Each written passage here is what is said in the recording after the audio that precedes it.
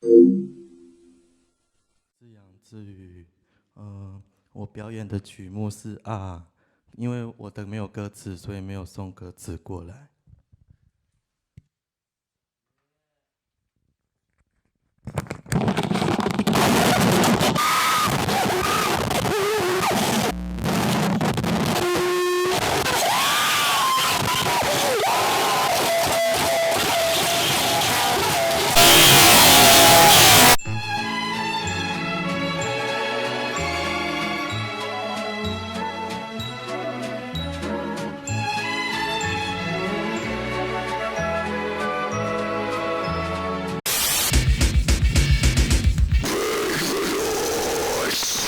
Any normal, self-respecting human specimen will think of the word noise, and the first thing that pops into their Philistine mongoloid brain is the sound that their TV or computer or radio makes when something is horribly wrong. Usually the objective from that point on is to stop the noise in any way possible, usually by frantically scrambling under your desk to unplug your PC, or leaving the room until it goes away. So the logical reaction to finding out that there are entire musical genres built around the use of noise as an instrument is usually laughter and ridicule. It's even extra funny when you look up videos of noise performances and you just see a crowd of slack-jawed posers standing around while some pretentious fuck tries to look like he's busy by turning all these weird knobs on a contraption he probably doesn't even understand the workings behind. This is all very hilarious and zany, but what if I told you those bored losers were actually there of their own personal freedom, as opposed to being corralled into dingy sound holes by cackling sonic Nazis? How do I explain this without sounding like a biggest faggot on YouTube? I guess you'll just have to bear with me because I'm about to tackle the anatomy of this issue on a cellular level. Zoom backwards into the year 1930 when music was first invented by, you guessed it, cavemen banging on rocks. On a base level, the human brain craves patterns, whether that be the footsteps of your mom outside your closet while you're jacking into pictures of your dad, the familiar speech tones and throaty clicks of a fellow human specimen, or the juicy smacking of hips against ass. We're a pattern-loving species, and as anyone who has listened to music could conclude, music is all about patterns. You can go into all this spooky shit about music theory and chord progressions and rhythms, but you don't need any of that to understand why humans enjoy listening to and expressing themselves through music on a base level. Pop music is popular because it utilizes familiar chord progressions, song structures, and melodies, and in the case of the more mainstream stuff, gives them some sort of familiar context that most people can relate to. Most music has some modicum of pop appeal, whether that be a catchy hook in your average top 40 summer hit, Death Grip's use of verse-chorus-verse pop song structure mixed with abrasive industrial hip-hop, or, as you should expect at this point,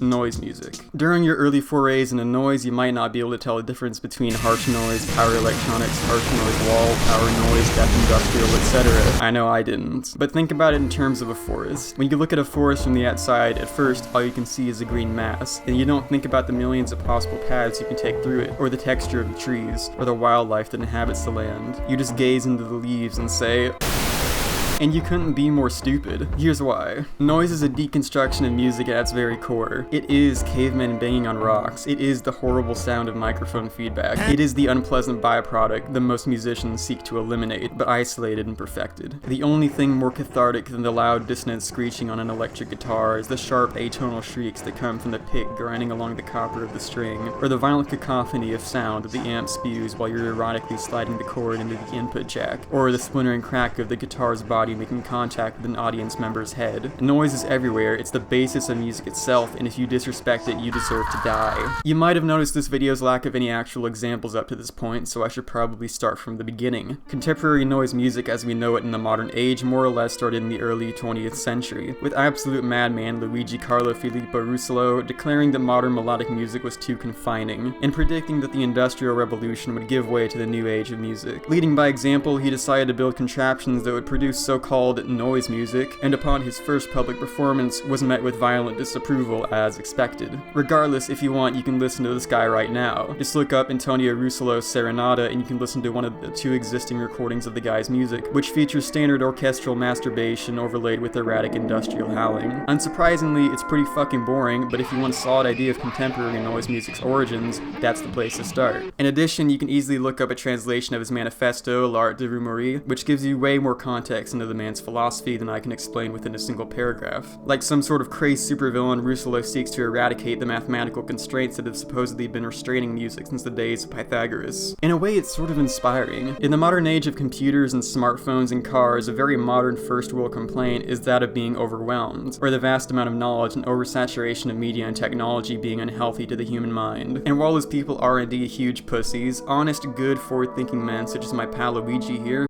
see the silver lining to all this technological pollution. These awful, evil machines have allowed us to accomplish so much more than we ever could have with the analog devices we had before, especially in the realm of art. And nobody really seemed to appreciate this sentiment until several decades later. In the late 60s, the global music scene was thriving thanks to the British invasion, and the classic rock landscape was seemingly stronger than ever. If you were ever a teenage late wrong generation slug whose only grasp of music was mainstream radio pop and dad rock, chances are one of your favorite bands came from this era. Or if there's anyone watching this who was alive during the 60s, sound off in the comments about the wacky misadventures you had during that time, or how cheap the gas prices were. Popular music was thriving within the likes of the Beatles, Bob Dylan, the Beach Boys, and Pink Floyd, but in the distance a storm was brewing in the decrepit, needle-strewn bowels of one very important New York City recording studio.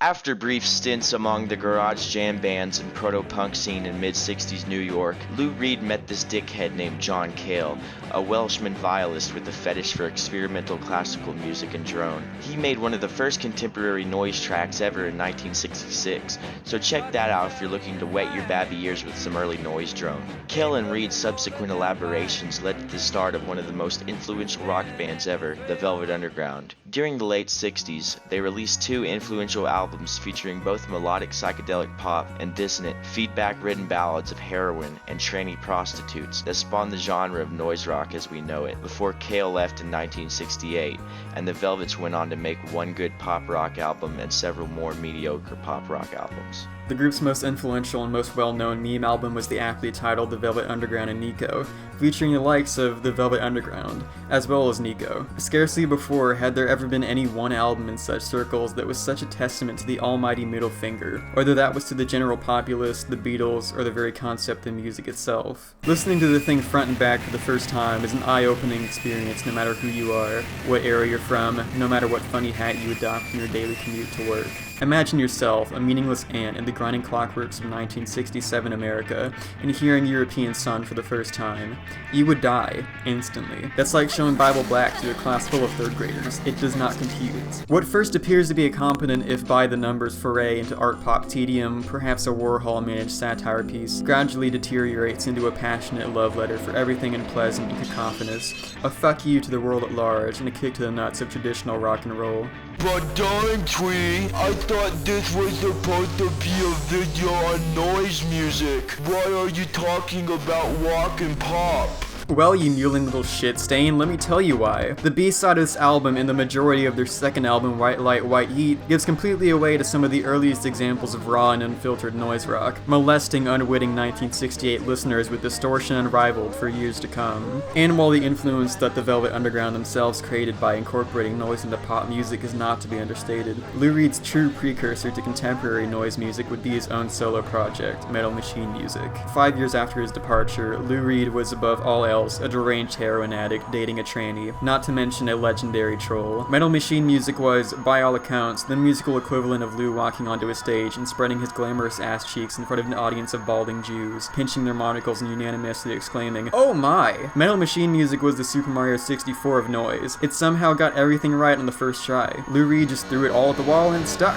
The sweet juice trickling down. Because it doesn't take a scroofy to see that Metal Machine Music was less of a planned, well-articulated release, and more of an hour-long insult to his record company, however much he attested the contrary in the liner notes. Essentially a series of lengthy, overlaid passages of relentless amp feedback, it served as a legend's final metamorphosis into a fully fledged noise artist, and without a doubt inspired generations of burgeoning Merzbows to follow their dreams and further offend the general public in all kinds of new and exciting ways.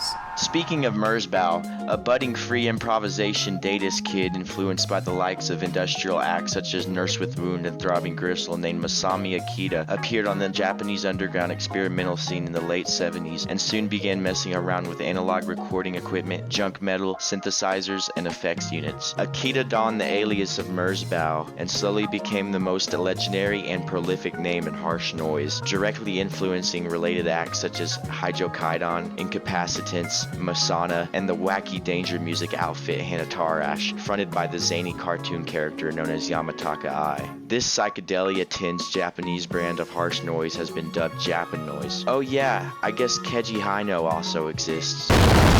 Just when you thought harsh noise couldn't be taken to any further extremes, a handful of brooding, lethargic nihilists such as Vomir and the Rita turned it up to 11 by, paradoxically, doing almost nothing at all. Harsh Noise Wall seeks to take music to its logical extreme, creating monolithic walls of unadulterated and unchanging noise, the ultimate expression of apathy. In the same way that genres such as tape music, minimalism, and even vaporwave seek to maximize the user's listening experience by looping one especially potent snippet for an extended amount of time, Harsh Noise Wall takes that concept as far as it can go, creating an incredibly cathartic, unchanging tone and leaving it there to be admired for as long as is reasonably possible. But Jade, it's literally just static, bro. You're goddamn right, it's just static. And that's what makes it so admirable. Something so simple that requires such a minimal amount of effort, and to an untrained ear sounds like white noise, can be wholly appreciated as a texture-based piece of hypnotic sound art. Harsh Noise Wall, now that is just plain epic.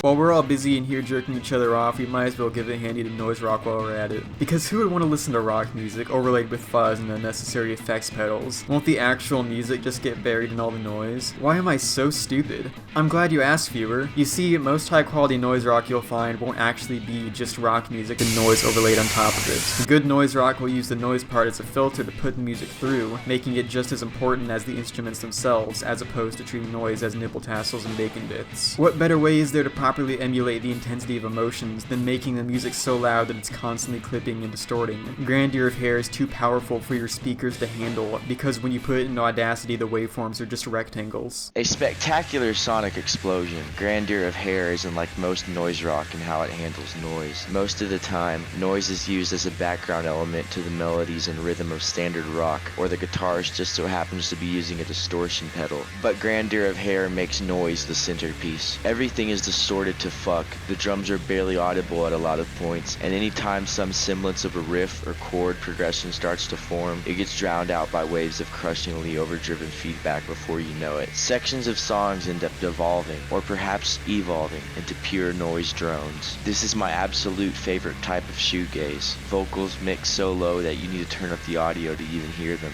but putting your device on full volume while listening to it just hurts your ears, but you keep it on full blast anyway, because the static is just so comforting, and when that cascade of distortion washes over you and fills your empty top 40 soul, suddenly you're a changed woman, even if you're a man, because this album will make you its bitch. Enter Death Industrial, Ramla's classic album of the subgenre. Hole in the Heart sports perhaps my very favorite noise song of all, Product of Fear. A hazy, melancholic, $1 million extreme ambient type drone gets instantly swept up in a filter of distorted bliss, and it's one of the most beautiful things I've ever heard. The melodic synth juxtaposed with the crushing distortion makes for a perfect clash of good and ugly. But this aside, the rest of the album manages to be just as melancholic and atmospheric as this track is alone. I haven't listened to much Death Industrial, so feel free to call me a poser in the comments, but this album seems to be a masterwork of the genre.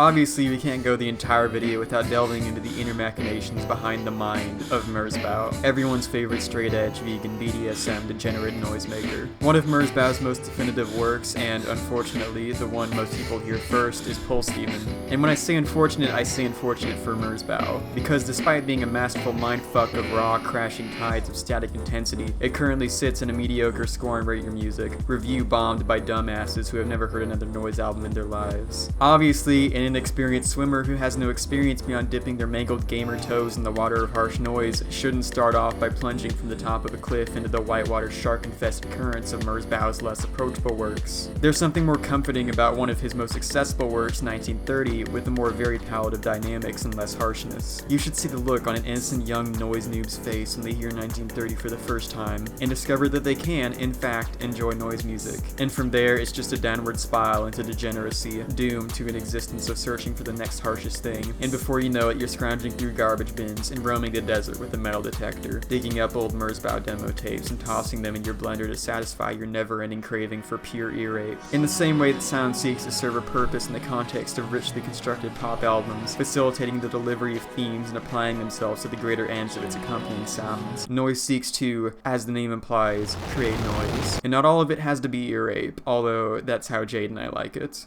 Here's a clip of Masana, Merzbau's schizophrenic clone that escaped from a mental ward and wanders into open mic nights freely, performing guerrilla noise sets, hallucinating himself as a famous rock star guitarist. The guy dresses like it's 1975 still, but his music is from 3075. Did I mention that his live sets usually don't last more than 2 minutes, and he occasionally attacks his audience? While we'd love to continue to dissect and analyze harsh feedback and weird synth bleeps and bloops until our little hearts give out, we'd like to take the remainder of this video to list off our honorable mentions of noise albums, because there are so many great releases within the genre, and we wouldn't have the time to review them all, but still want to do them justice by mentioning them. While You Were Out, Kazumoto Endo, Hollindigan, Animal Collective, Summer in My Veins, I Am a Lake of Burning Orchids, Tokyo Anal Dynamite, Jero Jerry Gay Gay Gay, Fear of God self-titled EP, Incapacitants As Loud As Possible, Psy, Gangnam Style, Mote, Life in a Peaceful New World, Malda Roar, She. And BB Dick. Jade didn't want me to plug her own music in this, but I'm doing it anyway. Fuck you, Jade. Conclusion. Noise is good.